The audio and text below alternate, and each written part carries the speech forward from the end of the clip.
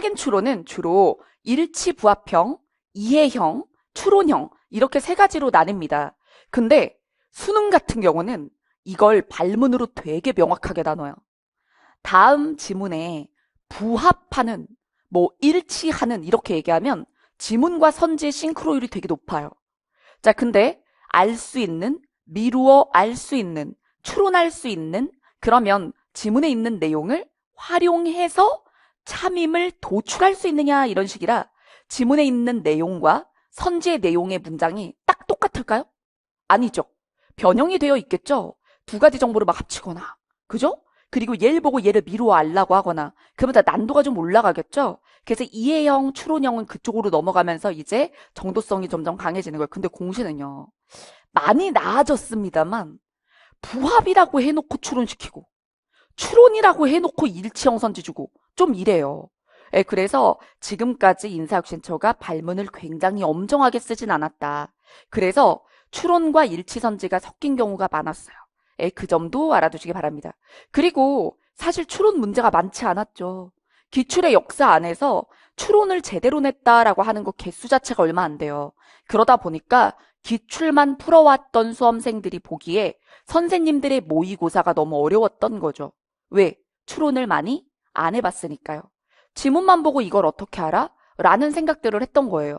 그러면서 아니 지문을 보고 딱딱 답이 안 나오네? 아, 이 문제가 더러운 거야 이런 식으로 생각을 한다든가 그런 잘못된 생각들을 한 거예요. 하지만 선생님들 모두 다, 그리고 저 역시 행시 합격자, 그죠? 7급, 9급 합격자, 그죠? 최소 솔직히 10명 이하의 검토진을 가지고 있는 선생님들이 있을까요? 적어도 여러분들이 이름을 알고 있는 사람이라면?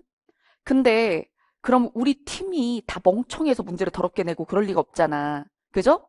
예. 그래서 다 학교 선생님, 그리고 또 수능 쪽에 출제진 다 합류해가지고 이 팀이 내는 건데 같이 검수하고 그래서 다 적합성이 있는 문제들이거든요. 그러니까 여러분들의 자세, 문제는 의심하지 않는다. 오로지 자신의 머리만 의심한다. 자, 그래서 자, 근데 자책하지 말고, 아, 이건 미로 알 수 있고, 이렇게 해서 미로 알 수 있다고 생각한 건 나의 자의적인 생각이구나를 수용적으로 받아들이셔야 돼요. 고집이 세면 국어가 안 늘어요. 그냥 본인이 힘든 거야. 그런 사람들이 퉁겨져 나가는 거야. 강사로부터. 막 하면서, 난 내 생각은 이런데, 아니라네? 이러면서 비워. 막 이렇게 되는 거거든요. 그렇게 되는 거예요. 그러면서 계속 긁히는 거야, 수업을 들으면서. 그러지 말고 마음을 열어. 그래서, 아, 내가 이걸 참이라고 생각한 건 지문 밖에서 자의적 사고가 개입된 것이고, 이건 지문으로부터 도출 가능하구나. 그 라인을 잘 잡아나가야 돼요. 반복적으로 여러 문제를 통해서 그 훈련을 하시는 거예요. 그게 핵심입니다. 자, 그리고 여러분, 이 확인 추론이 또 왜 중요하냐면 세트형으로 나오는 유형이에요.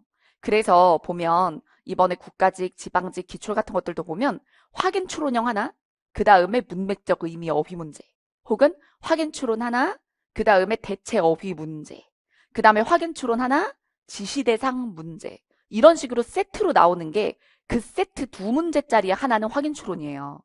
이해되시죠? 그러면 어때요? 지문이 다른 문제들보다 길어요. 네. 지문을 길게 쓸 수 있는 부분입니다. 그러니까 긴 지문의 훈련 부분도 이쪽에서 많이 하시는 게 좋죠. 물론 과도하게 길 필요는 없어요. 예, 과도하게 막 수능 수준, 교육청 수준으로 길게 훈련하고 그러는데 그거를 모래주머니라고 볼 수도 있겠지만 과도한 훈련을 하려면 그럼 기초 실력이 되고 나서 해야 되는데 너무 시작할 때부터 그렇게 과도한 훈련을 하시면 성적 상승에 지체가 있을 수 있어요. 그러니까 적절한 길이를 가지고 하시면 됩니다. 자, 그 다음에 여기서 체계적인 방법에 따라 다양한 제재와 난도로 구성을 했어요. 그래서 순차적으로 다루어서 신속한 정답 결정에 도움이 되도록 해드리겠습니다. 자, 그리고 목차 볼까요? 자, 긍정 발문과 부정 발문으로 나눈 거 보이시나요? 네. 그래서 제재별로 나눌 줄 알았는데 먼저 뭐부터 나누고 참 찾기와, 그죠? 참이 아닌 것 찾기로 나눈 뒤에 그 다음에 그 안에서 제재별로 나누었죠? 네. 이렇게 한데 이유가 있습니다. 자, 여러분, 긍정 발문은 참인 걸 찾는 거예요. 자, 그러면 나머지 선지에는 어떤 그룹이 있을까요? 다 거짓만 있을까요? 아니요. 거짓임도 참임도 알 수 없다. 이것도 있어요. 근데 항상 추론형을 많이 못 푼 사람들은 참과 거짓이 또록또록 떨어져야 된다고 생각을 해. 근데 추론 유형 자체가 그렇게 생기지 않았어. 참인 것만 답이고 쟤는 알 수 없거나 거짓인 건 답이 아닌 거지. 이해되시죠? 자, 그 다음 부정발문일 땐 어때요? 거짓이 답이야. 그리고 참이거나 참거짓을 확정할 수 없는 것이 답이 아닌 거야. 그런데 우선순위 결정을 해야 될 때도 있어요.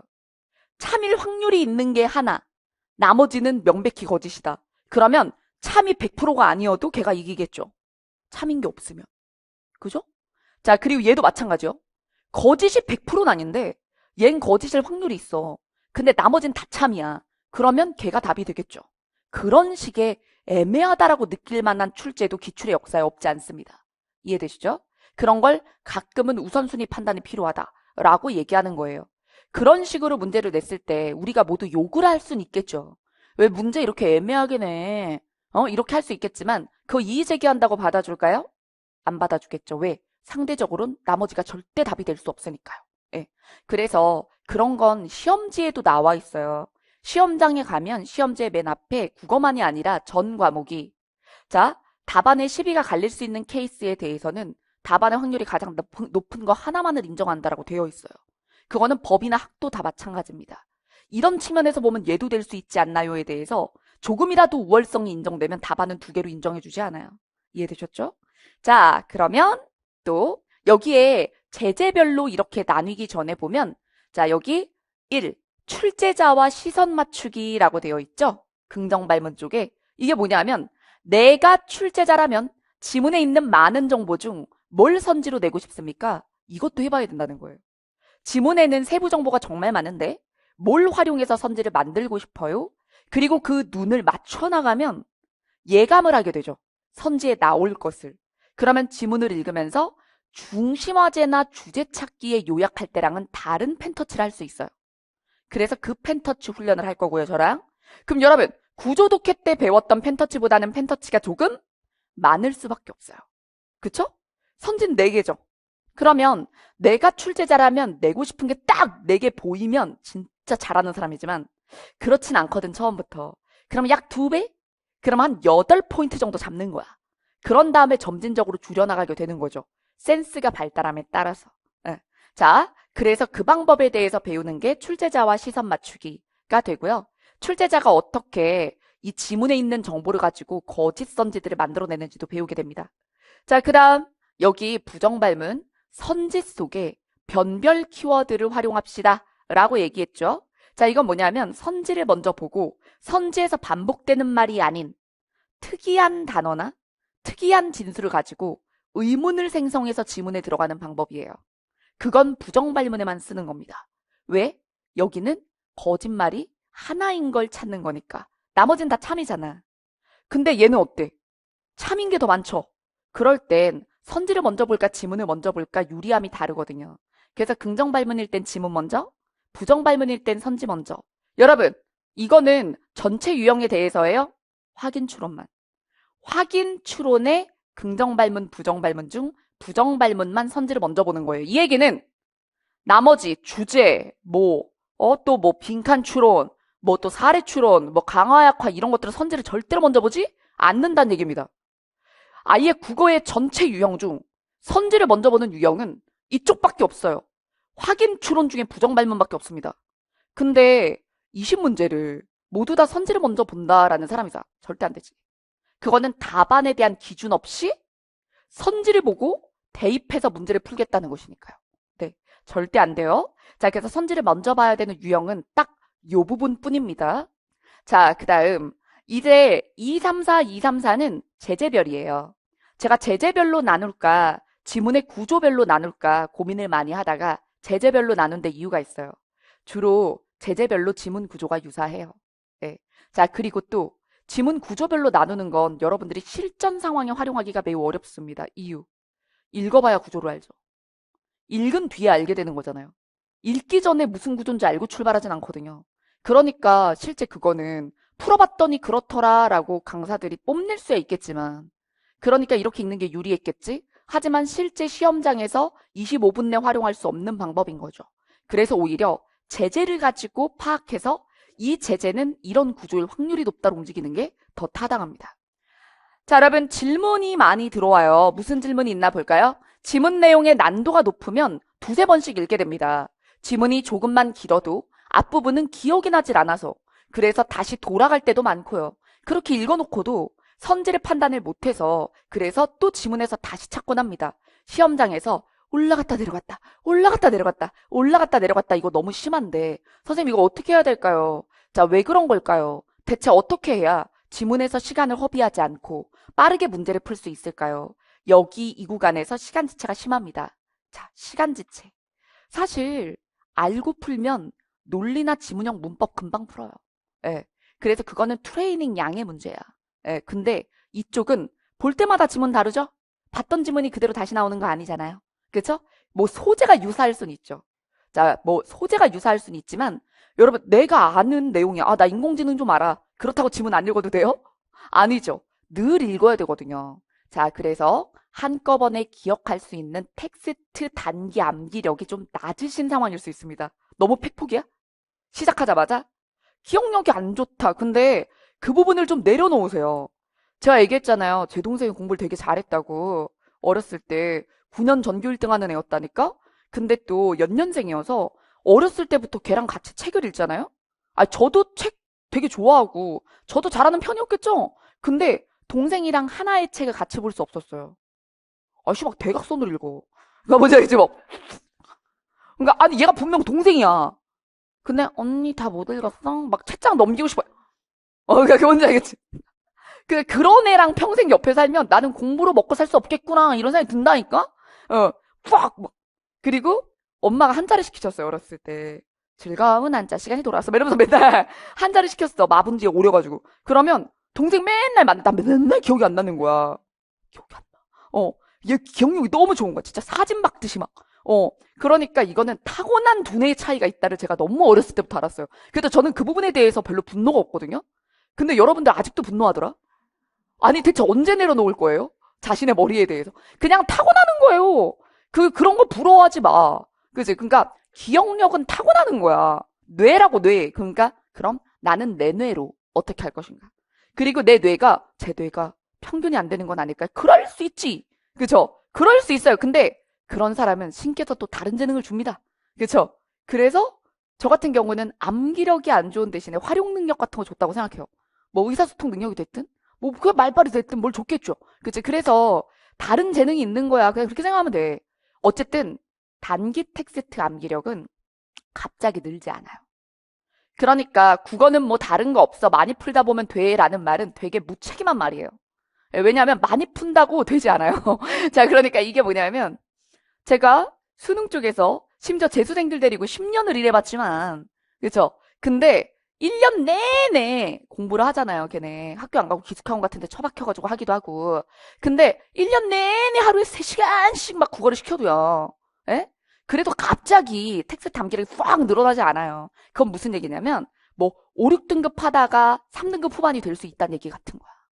근데 그건 그냥 무작위로 하면 그렇게 된다는 얘기야. 워낙 안 했으니까. 워낙 안 했으니까 되게 많이 풀면 조금 나아진다는 얘기지. 근데 내가 원하는 선, 합격선에 어떤 단기 텍스트 암기력을 만든다는 거 되게 쉽지 않을 수 있어요. 자, 그럼 뭐죠? 텍스트를 뽑아서 암기해야죠. 그대로 다 쳐넣을 수가 없는 거야. 머리는 갑자기 좋아지지 않으니까. 그래서 제가 얘기했잖아요. 머리는 어떻게 못 해준다고. 근데 점수는 된다고. 머리는 몰라요. 점수는 돼요. 이 얘기거든요. 자, 그러면 단기 테스트 암기력을 높여주려면 사실 3년이 걸려요. 최소 3년, 최소 3년. 예. 그래서 고1 때부터 고3까지 한 아이를 쥐고 한 강사가 만약에 쭉 뭔가를 컨트롤하면 돼요. 그리고 어렸을 때부터 독서를 많이 했어야 되는 거죠. 어렸을 때부터. 근데 그건 전생 얘기잖아요. 그쵸, 자, 거의. 그건 전생 탓하는 거야, 거의. 우리가 어릴 때로 돌아갈 수도 없고, 그럼 어렸을 때 책 많이 안 읽은 값을 우리는 1년도 안 되는 기간 안에 그냥 한 6개월, 4개월 만에 따라잡고자 하는 것이니, 기본적으로는 정직한 방식, 그렇게 점진적으로 많이 읽다 보면 되겠지? 그걸로 안 돼. 부족해, 시간이. 3년 걸린다고. 이해되시죠?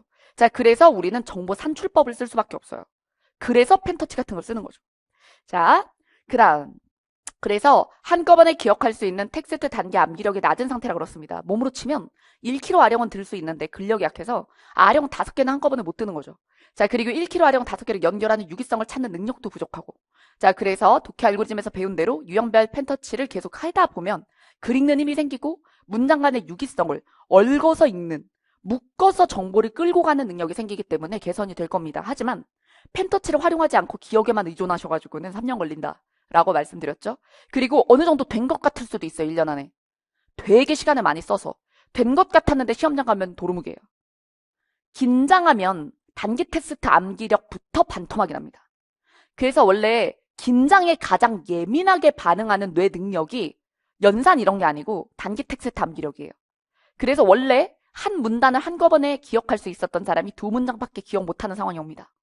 그게 시험장에서 긴장해서 그랬어요거든요. 그럼 여러분들이 이번 시험장에 가면 긴장 안 할 자신 있어요? 긴장할 거예요. 긴장 안 하는 법 물어보는 분들이 있는데 신한테 물어봐라. 신한테. 그죠? 그러니까 이렇게 생각해야 돼요. 나는 긴장한다. 긴장하는데 내 점수와는 무관하다. 이 긴장과 점수의 관련성을 끊으세요. 그거 아마추어나 하는 짓이야. 긴장해서 시험 못 봤다는 소리 하지 마. 그거는 진짜 훈련을 많이 안 한 사람들에 대한 핑계야. 그 말할 때 부끄러운 줄 모르지. 그쵸? 아, 이러지 마. 자, 라이브야. 자, 회사도 바꿨는데 이러면 안 돼. 나 이미지 새로 잡기로 했는데 이러지 마. 아니, 내가 뭐라 그랬어요? 부끄러운 줄 알라 그랬어요? 어떡해. 이미 끝난 것 같은데? 자, 아니, 어쨌든, 연습 부족이에요. 연습 부족. 그러니까 긴장해서 시험장에서 망쳤어요는 연습 부족입니다. 네, 그러니까 긴장은 무조건 할 거고요. 우리는 무조건 원하는 점수를 받아올 거예요. 아시겠죠? 자, 그러면 확인 추론 유형을 해결하기 위해서는 지문에 제시된 글을 읽을 때도 핵심어와 관련된 정보는 정리를 하셔야 됩니다. 그래서 둘 중 하나 해야 돼요. 머리가 원래 좋든가 펜터치를 하든가. 제가 모든 사람한테 펜터치 시키는 건 아니에요. 되게 오해하더라고. 그래가지고 막 나는 이유진을 듣고 싶은데 펜터치 때문에 못 듣겠대. 안 해도 돼. 기억하면 뭐 안 해도 돼. 나만 할게. 그거 하지 마. 하지 말고 그러면 그냥 정답과 매력적 오답 산출법만 들으면 되잖아. 그죠? 수업에서 거릴 거 거르고 듣든가 자신 있으면. 그죠? 근데 문제는 그게 진짜 필요한 사람들이 그런다는 거예요. 펜터치 필요한 사람들이. 그러니까 머리가 좋아서 안 해도 되는 사람들은 자기가 알아서 안 해. 왜? 머리가 저절로 하거든. 근데 오히려 해야 될 사람들이 펜터치를 불편해서 못 하겠다고 말을 하는 거야. 왜 그럴까?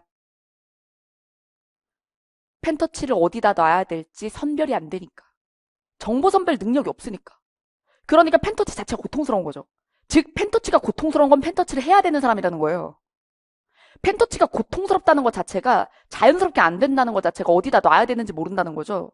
뭐가 중요한지 모른다는 거잖아요. 그럼 출제자와 시선도 안 맞는 거죠. 그러니까 오히려 더 해야 되는 사람들이 더 괴롭다고 뛰쳐나간다는 거지. 안타까운 일입니다. 네. 자, 그 다음 여기서 그래서 정보 전달을 목적으로 하는 글과 논증적인 성격이 강한 글 이런 것들도 지문을 읽으면서 파악해서 우리가 어떻게 하면 출제자들이 어떤 식으로 문제를 낸다를 캐치해서 그에 미리 대응하는 펜터치를 할지 배워보도록 할게요.